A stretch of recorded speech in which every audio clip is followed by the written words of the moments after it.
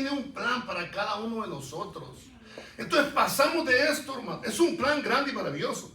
Pasamos de estar pensando que la vida es un accidente, que yo soy un accidente, que mi vida no tiene propósito, a ser un protagonista, a ser parte del plan de Dios, ¿sí? A tomar mi lugar en el plan divino. El plan de Dios es muchísimo más grande que nosotros, pero estamos incluidos en él. Somos participantes de ese plan. ¿Comprende, hermano? No están por accidente. Dios los hizo nacer en este tiempo y tiene un plan para que ustedes lo lleven a cabo. Son protagonistas, hermano.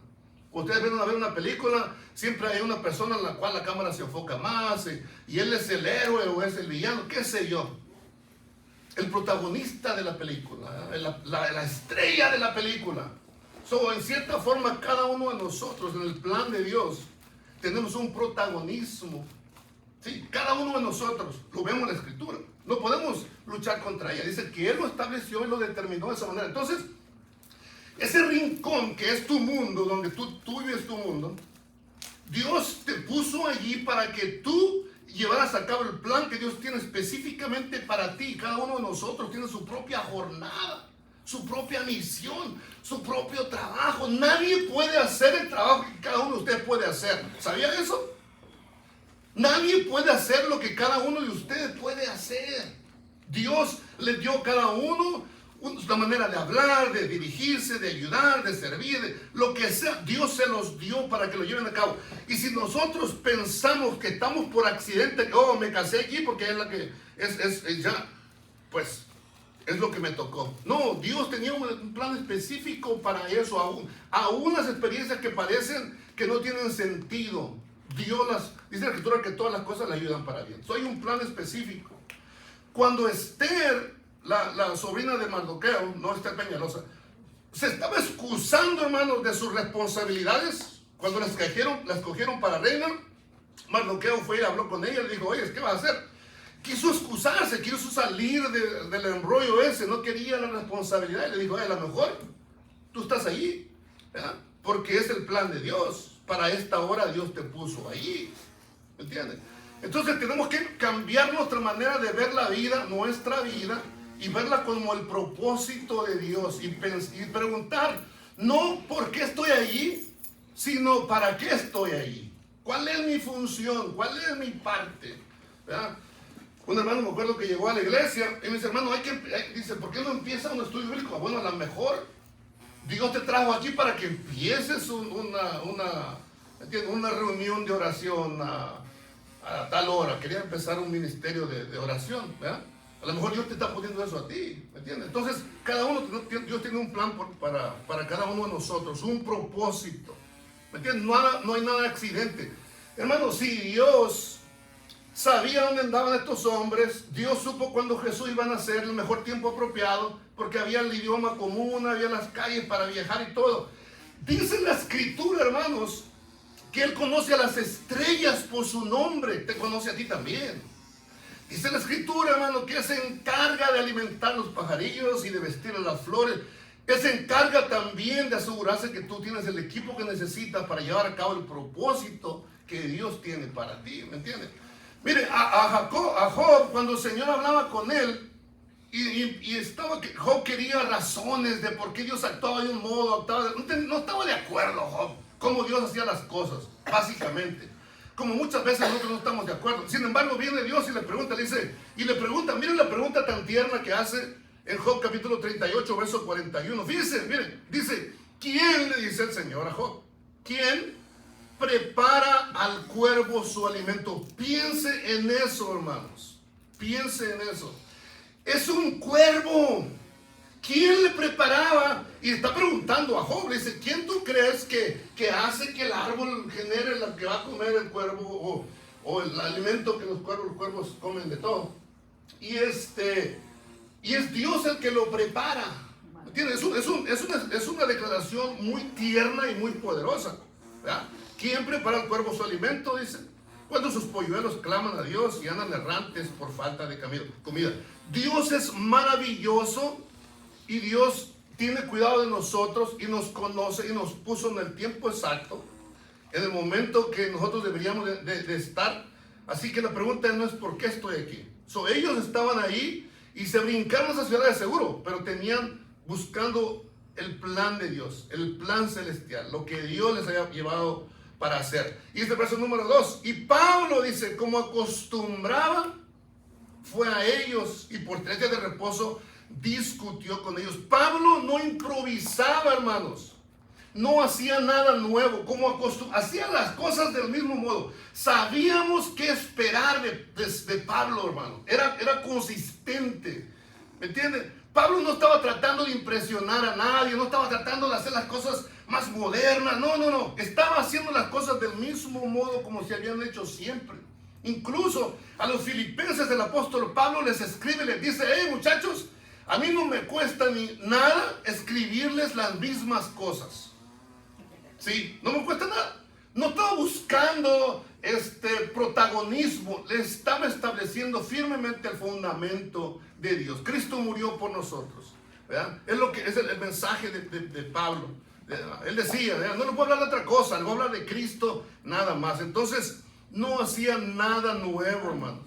En otro lugar, Jeremías 6:16 dijo, volveos a las sendas antiguas, a la misma cosa, pues lo que funciona, lo que da vida, a buscar el testimonio de Dios, lo que ya Dios hace. Fíjense cómo dice Jeremías, así dijo Jehová, paraos en los caminos y mirad y preguntad por las sendas antiguas, cuál sea el buen camino, y andad por él, y hallaréis descanso para vuestra alma. Las sendas antiguas, ¿sí? Son nada nuevo. Pablo no estaba tratando de ser moderno, no estaba buscando hacer nada nuevo. Él llegaba y hacía la misma cosa, como acostumbraba, dice. Y fíjense, no iba corriendo, no llevamos un mensaje de 1 minuto. He escuchado, hermanos que dicen, no, pues un sermón de 1 minuto. Porque en un tiempo donde queremos el estímulo rápido, donde no tenemos una atención muy larga, por así decir, ¿verdad? Hoy Pablo se sentaba con ellos 3 días de reposo, sin prisa, discutiendo con ellos, conversando con ellos, ¿verdad? Contestándole las preguntas, ¿verdad? Yo sé que hoy día queremos todo rápido, y si no funciona algo rápido nos cansamos, ¿sí? Si estamos acostumbrados a ese sistema. Dios guarde, se tarde mucho la mesera en el restaurante, hermanos, o en el drive-thru, o qué sé yo, ¿verdad? Es la vida que llevamos. Pero Pablo estuvo 3 semanas, hermano, 3 semanas explicándoles la misma cosa, diciéndoles lo mismo. Y yo me encuentro muchas veces hablando con mi familia, con mi esposa, con mis hijos, y es el mismo mensaje, la misma cosa. Guarda la fe, acércate a Dios, sé generoso, sirve, da. Porque yo sé que esas son reglas, son leyes físicas, espirituales, que funcionan. Acércate a Dios. No hay un camino más mejor. ¿Entiendes? Lo mismo. No hay un mensaje distinto. Entonces Pablo estaba asegurándose de eso, discutiendo con ellos. Dice el verso 3, declarando y exponiendo, dice, por medio de las escrituras. Cuando habla de declarar, está hablando de abrir, les abría el entendimiento, les explicaba las escrituras, y es la misma palabra que Jesucristo utilizó cuando le dijo al que estaba sordo, que se abrieran sus oídos. Es el mismo. Entonces Pablo hacía lo mismo, ¿verdad? Les abría las escrituras, dice que era necesario que el Cristo padeciese y resucitase de los muertos, hermano. Era necesario. Porque la paga del pecado es la muerte, lo sabemos todos. Ahora, pregunta número 1. ¿Cómo sabe usted que Jesús pagó por nuestros pecados? ¿Cómo sabemos? La Escritura dice que la paga del pecado es la muerte. Ahora, ¿cómo sabemos que Él pagó por nuestros pecados? ¿Cómo sabemos que nuestros pecados han sido cubiertos por lo que hizo Él? Si un hombre lo envían a la prisión y usted lo ve caminando, quiere decir que ese hombre ya pagó la deuda que tenía con la sociedad y por lo tanto está libre. ¿Entienden? Entonces la razón que Dios, que sabemos el recibo, la prueba de que sabemos que Jesús pagó por nuestros pecados, es que Él resucitó. Esa es la prueba. Si usted no sabía que cuando dice la Escritura que Él resucitó para nuestra justificación, es porque podemos ver que Él resucitó, quiere decir que pagó la deuda, porque la muerte era la prisión. Pero la prisión no podía detenerlo. ¿Por qué? Porque él resucitó, pagó por esa deuda. Pudo salir de ahí, ¿verdad? La deuda quedó pagada, ¿verdad? Hechos capítulo 2, verso 24 dice, al cual, a Jesús, Dios levantó, suelto los dolores de la muerte. Dice, por cuanto era imposible que fuese retenido por ella. A un hombre que ya pagó la deuda de la sociedad, la ley no le puede hacer nada. No lo puede ir a arrestar por la misma cosa. Nadie puede ser juzgado 2 veces por el mismo crimen. ¿Me entiendes? Está establecido. Pagaste la deuda, ya no te pueden retener. No te pueden ir y buscar y volverte a encerrar. Entonces, el Señor enfrentó la muerte para que nosotros no tuviéramos que enfrentarla. Juan capítulo 8, verso 51 dice, de cierto os digo que el que guarda mi palabra nunca verá muerte. Él sí la vio, nosotros no la veremos, la muerte. ¿Ok? Entonces dice, era necesario que el Cristo padeciese. Miren, hermanos, esto es algo tremendo. Hay 2 lugares, ahí está el cielo y está el infierno. En el infierno hay más justicia que en el cielo. ¿Se había pensado eso? En el infierno todo el mundo recibe lo que se merece, el lugar más justo. En el cielo no. ¿Entienden? En el cielo reciben la bendición de vida eterna, de perdón de pecados, la herencia de un reino, la comunión con el pueblo de Dios, una vida eterna, tesoros escondidos, una ciudad no creada por ningún hombre, ¿me entienden? No es algo que merecemos. El cielo no es un lugar de mucha justicia, o no es el lugar más justo, porque nosotros no merecíamos todo eso, sin embargo se nos dio. El infierno es el lugar justo, porque ahí la gente está recibiendo lo que merece, ¿me entienden? Entonces era necesario que Él padeciera para poder salvarnos y que nosotros tuviéramos acceso a ese lugar tan maravilloso y a esa presencia de Dios tan maravillosa. Y nosotros, al pensar en que nos llama colegas, en que nos llama amigos, en que nos llama hermanos, y el pensar que un día el Señor, dice la Escritura, que nos va a servir en la cena de las bodas. Jesús nos va a servir. Hermanos, eso es algo increíble para mí. Eso es algo increíble. Entonces, vemos ahí que era necesario que el Cristo padeciese. Entonces Pablo venía semana tras semana, declaraba exactamente lo mismo. Jesús, a quien yo os anuncio, es el Cristo, es el ungido. No es una religión como el judaísmo, el budismo, todo lo que cabe en ismo. Es una persona. ¿Por qué es importante eso? Porque Jesús es el único que pudo morir, que pudo resucitar, que pudo pagar por nuestros pecados, que pudo tomar nuestro lugar. Ninguna religión puede morir por usted. Ninguna religión puede pagar por los pecados tuyos y mis pecados. No pueden hacer, no pueden resucitar por mí. ¿Me entiendes? Se necesitó de Jesús. Ese era el mensaje de Pablo. A Jesús, dice, ese es el que necesita. No puede tener la religión del judaísmo, porque no puede hacer nada por ti. No importa qué religión tomes. ¿Entiendes? No importa cuán bueno seas. No, se necesita, la paga del pecado es la muerte. Era necesario que muriera en la cruz el Señor y pagara por nosotros. ¿Sí? Entonces Jesús murió y resucitó. La muerte no lo pudo detener, ¿verdad? Así que por eso Pablo el apóstol fue capaz de decirle a la muerte, ¿dónde está tu aguijón? ¿Dónde está tu lanza? ¿Dónde está con lo que me puede hacer daño? No puede, porque la muerte no puede retener nuestra vida, porque tenemos la vida de Cristo en nosotros. El Espíritu Santo vive en nosotros. No puede retener nuestra vida la muerte, hermanos. No puede. ¿Por qué? Porque tenemos la vida de Cristo en nosotros. Y en la resurrección el Señor va a resucitar estos cuerpos, hermanos, que tenemos. El Señor los va a transformar. Cuando Él venga, dice la Escritura, dice, porque sonará la trompeta y los muertos en Cristo resucitarán primero. ¿Sí? Los que están muertos, hermanos, cuando la trompeta suene, el Espíritu de Dios nos va a hacer que se levanten. Y esos mismos cuerpos van a ser transformados. Todos nuestros huesos, así que y dice la Escritura que el Señor va a restaurar todo. A mí el cabello que se me cayó, el Señor me lo va a poner de regreso. ¿Sabía usted eso, hermano? Amén. Eso es bíblico, hermano. Amén. Los dientes que se me han caído los van a volver otra vez. Vamos a ser hechos perfectos. Por 1000 años tendremos un cuerpo restaurado, nuevo. Dice que ni aún un cabello se perderá, hermano. ¿Sabes lo que dice la Escritura? Amén. Yo ya los perdí, ¿sabe Dios en cuál drenaje se quedaron? Pero ningún cabello se perderá. Es lo que dice la Escritura, no se perderá. ¿Entiendes? Es algo maravilloso. Nada se va a perder, ninguna cosa. Aquello que tú piensas que te quitaron, que creerás que se perdió, no es así. Ninguna cosa. Dios, el Señor, te restaurará todas las cosas. Eso es una promesa de Dios. Amén. El verso 4 dice: y algunos de ellos creyeron, dice, y se juntaron con Pablo y con Silas, de los griegos piadosos, gran número. Algunos creyeron. Y mujeres nobles no pocas. Cuando habla de mujeres nobles, está hablando, usa la palabra griega protos, que significa primero. Eran mujeres principales, pues. Mujeres con influencias, esposas de magistrados, esposas de políticos. Eran primeras, pues. Eran mujeres principales, importantes. Eso fue una de las clases de los problemas que hubo en Tesalónica. ¿Por qué? Porque todo el dinero, hermano, que estas mujeres gastaban en la religión romana, porque costaba dinero, no era gratis.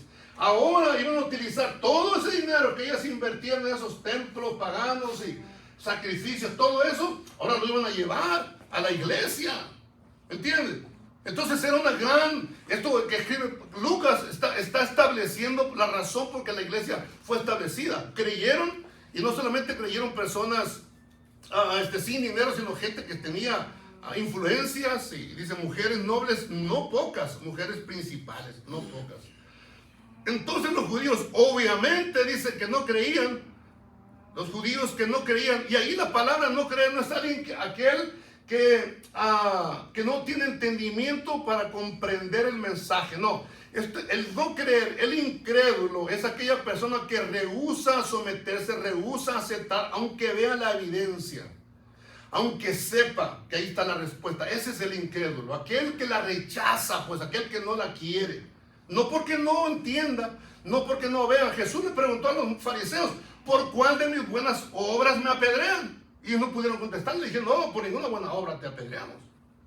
Porque ellos no podían aceptar el mensaje de Jesucristo. Esa es la única razón. Entonces, cuando usted habla con alguien que no quiere creer en Dios, con un ateo. El otro día venía hablando con un musulmán. Me tocó manejar con él por un buen rato, gracias a Dios. Y estuvimos hablando, y él me estaba hablando de su religión. Bueno, me confesó, me dijo que él era musulmán y que él creía en eso. Le digo: ¿qué? Bien, le digo. Le digo: déjame te pregunto, le digo, ¿cuántos milagros hizo Mohammed? Y me dice: ninguno.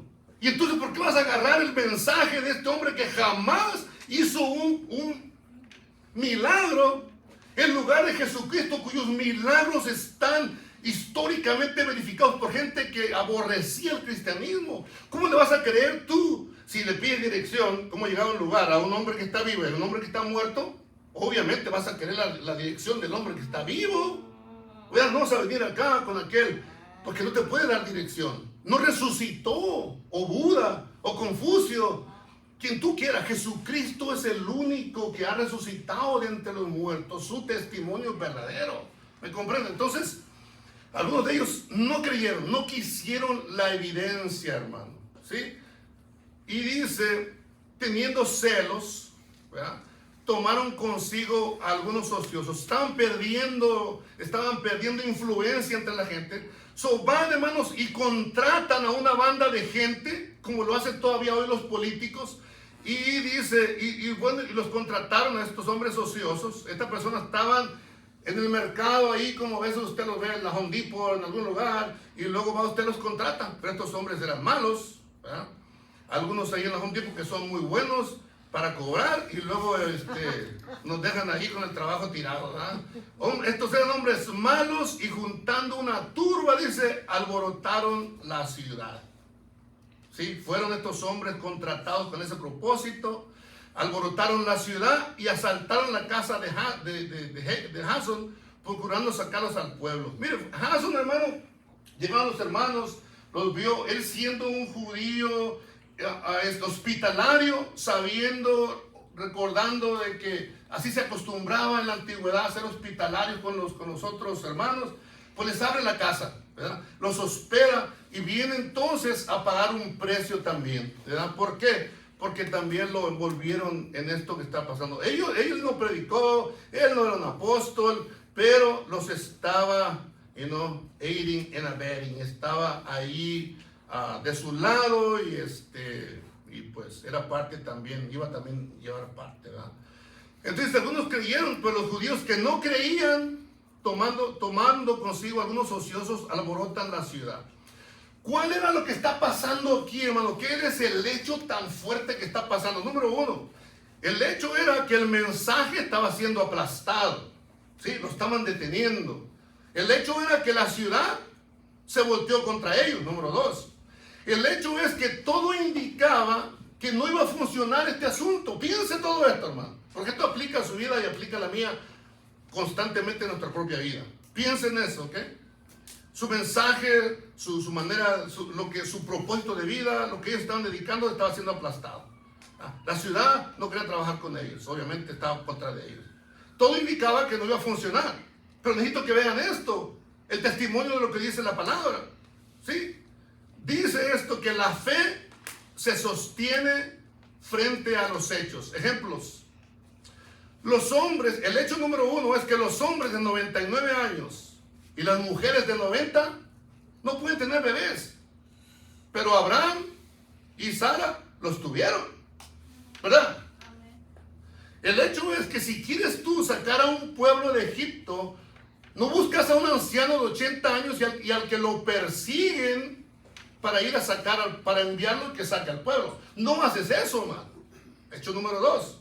Hecho número tres, si quieres tomar una ciudad amurallada, no mandas a un ejército, a una banda de músicos, a darle vueltas a la ciudad para que se destruyan las murallas. No haces eso, ese es el hecho, esa es la realidad. Sin embargo, las murallas cayeron. ¿Me comprenden?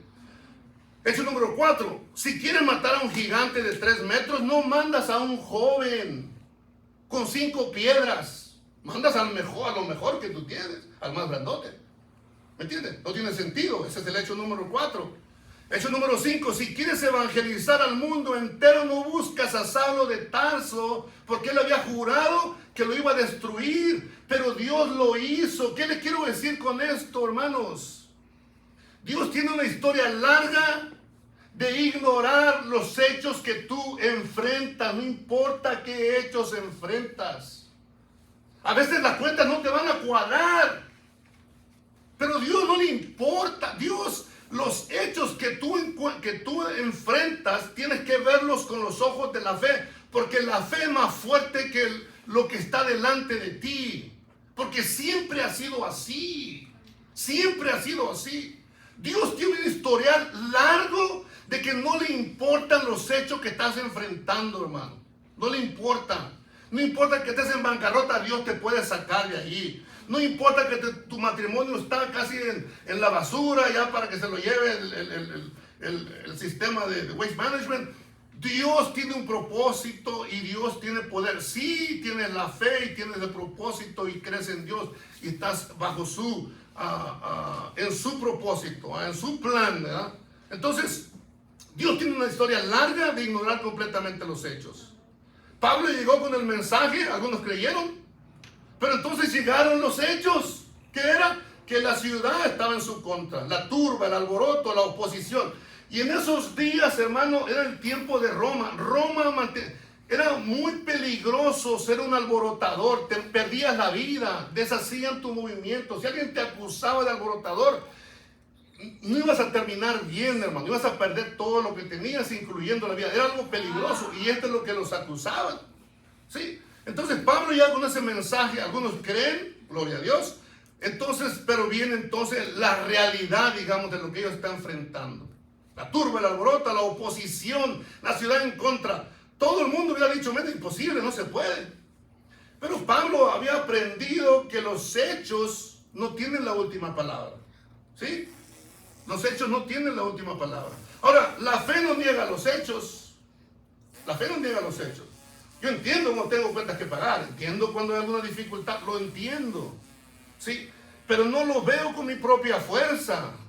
Entiendo cuando lo está ocurriendo, lo comprendo. Pero entiendo también que no estoy caminando solo. ¿Comprende, hermano? Entonces, esa es la historia, esa es la experiencia bíblica. Quizá tendrá una montaña que no puede escalar. algún obstáculo que no puede rodear, que está muy amplio, alguna relación que no se puede reparar, una situación que no tiene salida visible. Pero la fe mira los hechos directamente y le dice, sé que esto parece imposible, usted lo puede ver intelectualmente, que los números no cuadran, la ciudad está en contra, la turba está formada, pero también deben saber que Dios sabe cómo. Porque la fe que hizo caminar a Abraham es la misma fe que hizo a Moisés regresar, es la misma fe que le permitió a Josué conquistar Jericó, y es la misma fe que hemos heredado nosotros también. Esa es la misma fe, no importa qué es lo que está enfrentando, porque es lo que la Biblia, la Escritura nos enseña. Porque mire cómo termina Hechos capítulo 17. La turba alborotó la ciudad. Eran unos cuantos hombres, hermanos. Eran Silas, que era profeta, no era un guerrero. Estamos hablando de que era Lucas, un doctor, hermano. Estamos hablando que era Pablo también. Y Jasón, que tenía era hospitalario. Era todo contra una turba, contra los magistrados, contra los sistemas, hermano. ¿Sí? Pero dice la Escritura que la turba alborotó la ciudad, pero que algunos creyeron, el mensaje no murió, algunos habían ya creído, y esos hermanos que habían creído, como usted ha creído, como yo he creído, son los que cambiaron la vida en Tesalónica, en los que pueden cambiar la vida en nuestra propia vida también, en su propia casa, en su propio trabajo, en lo que sea que la vida nos está llevando. Entonces, nuestro trabajo es que el hecho que está delante de nosotros es ponerlo frente a Dios y recordar que su récord, que su historia de Dios es que los hechos no equivalen al propósito, al plan, al poder de Dios, para que Él pueda llevar a cabo su propósito en nuestra vida, a través de nuestra vida, para la gloria de Dios, hermano. Esa es la realidad, ¿me entiendes? Estos hombres estaban en una ciudad que se oponía al mensaje. Tú no sé la dificultad que enfrentas, pero si tú has creído en Dios, tú tienes a Dios de tu parte para poder enfrentarla y tener una victoria como la que tuvieron estos hombres. No hay razón por la cual no. Porque hemos de empezar a desconfiar de Dios. Porque hemos de empezar a creer que Dios ya ha cambiado. La Escritura nos dice que Él no cambia, hermanos. Sí, el Señor no cambia. Dice la Escritura en el verso 6, pero no hallándolos trajeron a Jasón y algunos hermanos ante las autoridades de la ciudad, gritando, estos trastornan al mundo entero, también han venido acá. No encuentran a Pablo, no encuentran a Silas, agarran a este hombre y lo llevan delante de las autoridades. Entonces, y el asunto era, estos que trastornan al mundo también han venido acá. No dijeron, estos que predican cosas interesantes, estos que tienen buenas ideas, estos que traen una filosofía alternativa. No, dijeron, estos que trastornan al mundo, que ponen las cosas al revés, que desestabilizan, que sacuden lo que parecía que no debía moverse. Tenía un orden en su mundo. César era el rey. Roma la autoridad suprema. El poder decidía quién era quién. Pero llegaron otros hombres y dijeron, no, hay otro rey. Y su nombre es Jesús. Sí, con eso. Entonces, vemos, no es de extrañar que se alborotaran, hermanos. ¿Verdad? No es de extrañar que se alborotaran. Ahora, aquí está, para terminar, aquí está la premisa. ¿Verdad? Algo que necesitamos escuchar hoy. El Evangelio y lo que el Evangelio promueve va a incomodar. Nos va a incomodar a algunos. Si el mensaje que nosotros tenemos no molesta a nadie, a lo mejor el mensaje que tenemos no vale la pena escucharlo, ni vivirlo, ni compartirlo. El Evangelio no es una decoración social, no es una motivación personal, no son consejos para vivir mejor, es una declaración de guerra contra todo el sistema que pone cualquier cosa en el lugar que le pertenece a Cristo, hermanos. ¿Me comprenden? Es una declaración de guerra contra todo sistema que pone a cualquier cosa o cualquier persona en el lugar que le pertenece a Cristo. Hay otro rey, decían. Y esas tres palabras desordenaron el mundo de ellos. ¿Por qué? Porque el dinero ya no era el que mandaba allí. Desordenaron el mundo del poder porque el poder humano tiene límites. Desordenaron el mundo del miedo porque el miedo pierde su fuerza frente a un rey que venció la muerte. Desordenaron el mundo de la autosuficiencia porque nosotros ya no somos el centro, porque hay otro rey. Y ese rey se llama Jesucristo.